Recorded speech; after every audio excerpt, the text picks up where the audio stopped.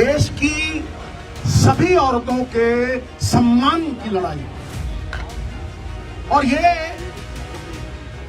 सीमित नहीं किया जा सकता। इसे उसी नजर से देखना होगा। दोषी एक बड़ा आदमी है, तो क्या यह सिस्टम उसे सुरक्षा कवच पहना रहा है? मेरा सवाल है, 10 दिन क्यों लगे एफआईआर दर्ज कराने में? चैंपियंस, अगर उनका यह हाल है, अगर उनको 10-10 दिन सड़कों पे भटकना पड़ रहा है, तो एक आम नागरिक का क्या हाल होगा? ये सिस्टम पे सवाल है, ये मेरी निजी लड़ाई नहीं है। और मैं आपको बता दूं, justice delayed is justice denied. अगर ज्यादा देर ये जस्टिस डिनाई हुआ तो सिद्धू जान की बाजी लड़ाएगा, जान की बाजी। कार्रवाई दोषी पे नहीं, उस अफसर पे भी कीजिए जिसने 10 दिन एफआईआर दर्ज नहीं की। माइनर की कंप्लेंट है, उसमें कंसेंट मैटर नहीं करती। मिनिमम सजा 3 से 5 साल है, अरेस्ट क्यों नहीं हुई? ਦਿੱਲੀ ਦੇ ਜੰਤਰ ਮੰਤਰ ਤੇ ਭਾਰਤੀ ਕੁਸ਼ਤੀ ਮਹਾਸੰਘ ਦੇ ਪ੍ਰਧਾਨ ਬ੍ਰਿਜ ਭੂਸ਼ਣ ਖਿਲਾਫ ਚੱਲ ਰਹੇ ਧਰਨੇ 'ਚ ਕਾਂਗਰਸੀ ਨੇਤਾ ਪ੍ਰਿੰਕਾ ਗਾਂਧੀ ਤੋਂ ਬਾਅਦ ਸੋਮਵਾਰ ਨੂੰ ਪੰਜਾਬ ਕਾਂਗਰਸ ਦੇ ਸਾਬਕਾ ਪ੍ਰਧਾਨ ਨਵਜੋਤ ਸਿੰਘ ਸਿੱਧੂ ਵੀ ਪਹੁੰਚੇ। ਜੰਤਰ ਮੰਤਰ ਪਹੁੰਚ ਕੇ ਸਭ ਤੋਂ ਪਹਿਲਾਂ ਪਹਿਲਵਾਨਾਂ ਵਿਚਕਾਰ ਬੈਠ ਕੇ ਉਹਨਾਂ ਗੱਲਬਾਤ ਕੀਤੀ। ਇਸ ਦੌਰਾਨ ਨਵਜੋਤ ਸਿੱਧੂ ਨੇ ਕਿਹਾ ਕਿ ਐਫਆਈਆਰ ਵਿੱਚ ਕਿਉਂ ਦੇਰੀ ਹੋ ਰਹੀ ਹੈ। ਇਸੇ ਦੌਰਾਨ ਉਹਨਾਂ ਵੱਡੇ ਸਵਾਲ ਕਰਦੇ ਹੋਏ ਪੁੱਛਿਆ ਕਿ ਅਜੇ ਤੱਕ ਗ੍ਰਿਫਤਾਰੀ ਕਿਉਂ नहीं हुई। देखिए, बड़ा संजीदगी वाला मामला है, इसलिए मैं ताड़ी वाड़ी कोई ना बजाए, कोई नारा वारा ना बजाए। मैं अपने स्पोर्टिंग हीरोज के लिए आया हूं और मैं ये जानता हूं कि स्पोर्ट एक साधना है।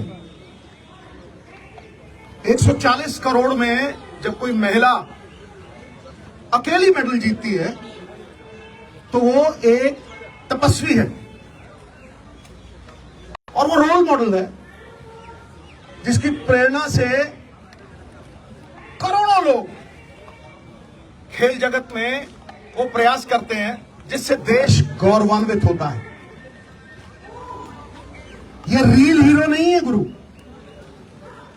ये रियल हीरोज हैं जो मिट्टी से मिट्टी होते हैं। इसलिए इसको छोटे दायरे में बिल्कुल मत रखना। ये छोटे दायरे की बात नहीं है, ये पार्टियों से उठ के ऊपर ये देश की सभी औरतों के सम्मान की लड़ाई है और ये सीमित नहीं किया जा सकता। इसे उसी नजर से देखना होगा। अब देश के लिए सवाल यह है कि क्योंकि दोषी एक बड़ा आदमी है, तो क्या यह सिस्टम उसे सुरक्षा कवच पहना रहा है या मंशा सजा देने की है? किसी भी केस की बुनियाद एफआईआर होती है और एफआईआर एक पब्लिक डॉक्यूमेंट है। अभी तक वो डॉक्यूमेंट पब्लिक नहीं हुए। मेरा सवाल है, 10 दिन क्यों लगे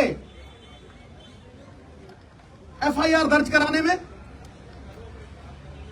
अहम बात यह है कि women of esteem, recognition, champions, अगर उनका यह हाल है, अगर उनको 10-10 दिन सड़कों पे भटकना पड़ रहा है, तो एक आम नागरिक का क्या हाल होगा? ये सारा देश सवाल कर रहा है। ये सिस्टम पे सवाल है, ये मेरी निजी लड़ाई नहीं है। और मैं आपको बता दूं, justice delayed is justice denied. अगर ज्यादा देर ये जस्टिस डिनाई हुआ तो सिद्धू जान की बाजी लड़ाएगा, जान की बाजी।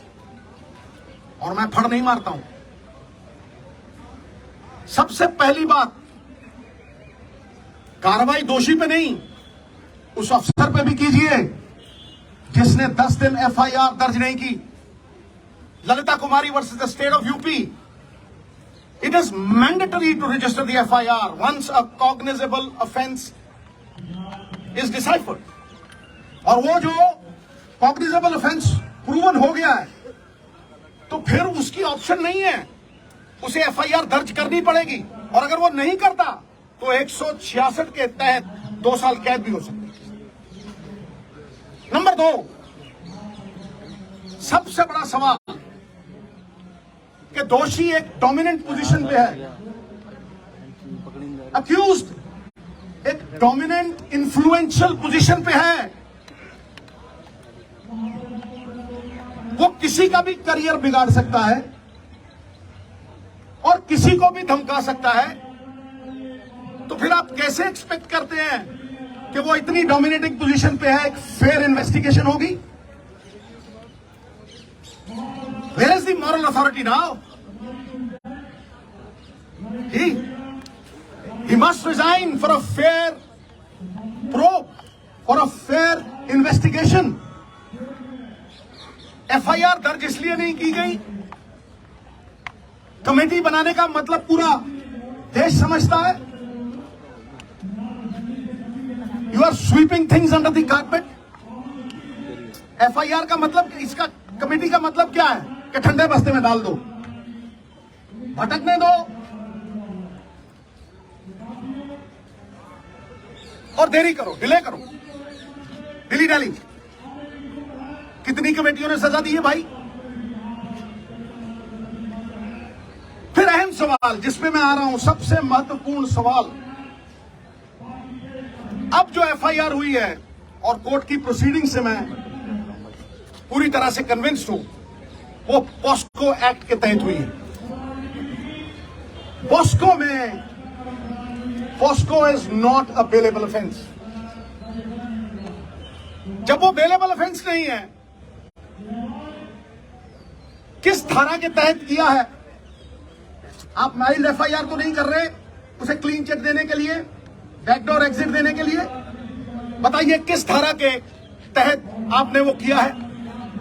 और क्योंकि वो माइनर की कंप्लेंट है, उसमें कंसेंट मैटर नहीं करती। मिनिमम सजा 3 से 5 साल है, अरेस्ट क्यों नहीं हुई? I am asking the question, ये अरेस्ट क्यों नहीं हुई? और सबसे बड़ी बात, इस बात को मैं आपको विनती कर रहा हूं, इस बात को मैं चिल्ला चिल्ला के कह रहा हूं कि अगर आप सच तक पहुंचना चाहते हैं, अगर आप तथ्यों तक पहुंचना चाहते हैं, you want to uncover the truth, तो जैसे बाकियों की होती है, custodial interrogation is a must. पकड़ो जैसे होता है, अरेस्ट करो और कस्टोडियल इंटेरोगेशन, वरना it is a meaningless exercise, फिर उसका कोई फायदा नहीं है। बारंबार 10 दिन भटकाते रहे हो, इतने बड़े बड़े लोग हैं, तालीम का जोर इतना, तहजीब का शोर इतना, अरे बरकत क्यों नहीं होती? तुम्हारी नीयत में खराबी है, तुम्हारी नीयत में खराबी है। और देवताओं की नीयत में भी आ जाए अगर फर्क, नजारा चाहे जन्नत का क्यों ना हो जाएगा गर्क। सो ये सबसे अहम मुद्दा है साहब। क्या कानून ऊंचे लोगों के लिए दोहरे मापदंड रखेगा? जिन्होंने देश को गौरवान्वित किया, जिन्होंने मेडल जीते, will you belittle them in front of a nation of 140 crores? Why is this happening? अरे जिनके मत से बनती हैं सरकारें, खेल जगत के चमकते हुए सितारे, आज सड़कों पे दर बदर भटक रहे बेचारे। क्यों? Is the law different for the high and the mighty? It cannot be. Resignation होना चाहिए, इंटेरोगेशन होनी चाहिए, और सबसे बड़ी बात, अरेस्ट करके कस्टोडियल इंटेरोगेशन। मैं इस केंद्र बिंदु पे खड़ा कर रहा हूं। केंद्र बिंदु तो ये लड़कियां हैं। अरे साहब, शेरनियों की दहाड़ है इनकी। नहीं तो जब ऐसे केस होते हैं, धन्य है हमारी संस्कृति। कितने ही बब्बर शेर हो जाए, सवारी तो दुर्गा ही करती है, समझे? धन्य है वो मां बाप जिन्होंने ऐसी बेटियों को जन्म दिया जो जुर्रत रखती हैं, जो सवाल करती हैं। क्या आपको लगता है कि ये सिर्फ अपने लिए लड़ रही हैं? ये पूरी दुनिया की औरतों के सम्मान के लिए लड़ रही हैं। और ये दहाड़ चंद लोगों तक सीमित नहीं है, ये मूवमेंट है, movement. It is a movement. You will see support pouring from all quarters. इसे रोक नहीं सकेगा तूफान, जब झूम के उठेगा तिनकों से न टाला जाए। सो मेरी आपसे रिक्वेस्ट है, मैं बात लंबी नहीं खींचना चाहता, बात टेक्निकल करूंगा, बात लीगल करूंगा, और बात वो करूंगा जो देश की आवाज है। ये देश देखना चाहता है कि दोहरे मापदंड क्यों हैं बड़े लोगों के साथ।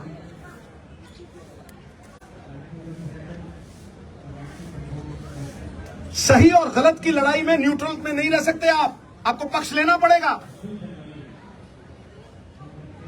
आपको पक्ष लेना पड़ेगा। सत्य तक पहुंचने के लिए, आम आदमी में विश्वास जगाने के लिए लखीमपुर खीरी की तरह मत कर देना। मैं कहता हूं किसी पार्टी का हो, कोई भी हो, ये पक्षपात क्यों कि तुम करो तो न्यारी लीला, कोई और करे तो कैरेक्टर ढीला।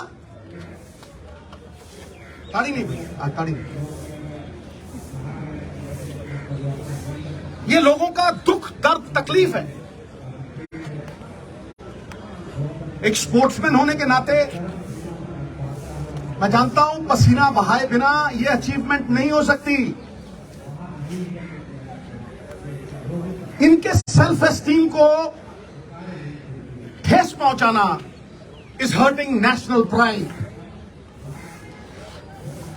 तो मैं आखिर में आपको लिखित प्रेस नोट भी दूंगा, और मैं लिखित देने से पहले चंद लाइनें कहना चाहता हूं कि हो चुकी है पीर पर्वत सी पिघलनी चाहिए, इस हिमालय से कोई गंगा निकलनी चाहिए।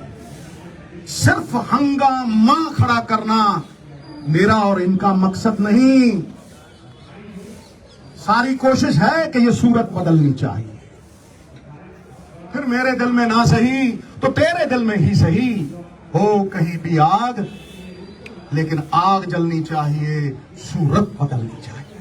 बहुत बहुत धन्यवाद, बहुत बहुत शुक्रिया। मुझे इतना ही कहना था, और इतना अगर आपके माध्यम से चला गया तो ये मूवमेंट को और बल मिलेगा।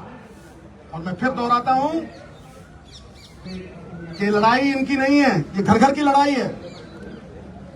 ये किसी के साथ भी हो सकता है, this can happen to anyone. इसलिए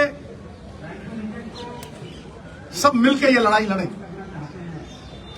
पार्टियों से ऊपर उठ के ये लड़ाई लड़ें।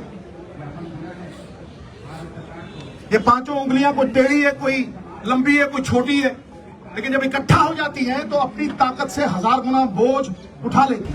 ਜ਼ਿਕਰਯੋਗ ਹੈ ਕਿ ਭਾਰਤੀ ਕੁਸ਼ਤੀ ਮਹਾਸੰਘ ਦੇ ਮੁਖੀ ਬ੍ਰਿਜ ਭੂਸ਼ਣ ਸ਼ਰਨ ਸਿੰਘ ਤੇ ਕੁਝ ਚੋਟੀ ਦੀਆਂ ਮਹਿਲਾ ਪਹਿਲਵਾਨਾਂ ਨੇ ਜਿਨਸੀ ਸ਼ੋਸ਼ਣ ਦੇ ਦੋਸ਼ ਲਾਏ ਨੇ ਤੇ ਉਸ ਖਿਲਾਫ ਮਹਿਲਾ ਪਹਿਲਵਾਨਾਂ ਨੇ ਦਿੱਲੀ ਦੇ ਜੰਤਰ ਮੰਤਰ ਤੇ ਧਰਨਾ ਲਾਇਆ ਹੋਇਆ ਹੈ। ਪ੍ਰਾਪਤ ਜਾਣਕਾਰੀ ਅਨੁਸਾਰ ਦਿੱਲੀ ਪੁਲਿਸ ਨੇ 7 ਮਹਿਲਾ ਪਹਿਲਵਾਨਾਂ ਦੁਆਰਾ ਲਗਾਏ ਗਏ ਜਿਨਸੀ ਸ਼ੋਸ਼ਣ ਦੇ ਦੋਸ਼ਾਂ ਤੇ ਸਿੰਘ ਦੇ ਖਿਲਾਫ 2 FIR ਦਰਜ ਕੀਤੀਆਂ ਹਨ। ਹੁਣ ਦੇਖਣਾ ਹੋਵੇਗਾ ਕਿ ਇਸ ਤੇ ਅਗਲੀ ਕਾਰਵਾਈ ਕੀ ਹੁੰਦੀ ਹੈ।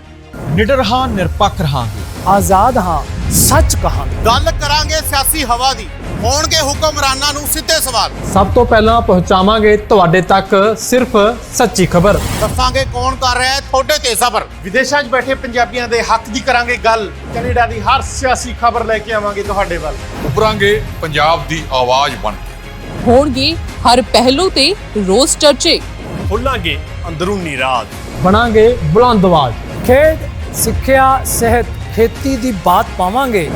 ਹਰ ਪਿੰਡ, ਹਰ ਸ਼ਹਿਰ ਜਾਵਾਂਗੇ। ਮਨੋਰੰਜਨ ਨਾਲ ਜੁੜੇ ਕਲਾਕਾਰਾਂ ਨਾਲ ਕਰਵਾਵਾਂਗੇ ਮੁਲਾਕਾਤ। ਸੰਘਰਸ਼ਾਂ ਵਾਲੀ ਜ਼ਿੰਦਗੀ ਤੇ ਮਾਰਾਂਗੇ ਝਾਤ। ਕੀ ਨੇ ਸਾਡੇ ਕਾਨੂੰਨ, ਫਰਜ਼ ਤੇ ਅਧਿਕਾਰ? ਕੀ ਕਰਦੀ ਹੈ ਸਾਡੀ ਸਰਕਾਰ? ਕੀ ਹੈ ਤੁਹਾਡੀ ਮੁਸ਼ਕਲ ਦਾ ਹੱਲ?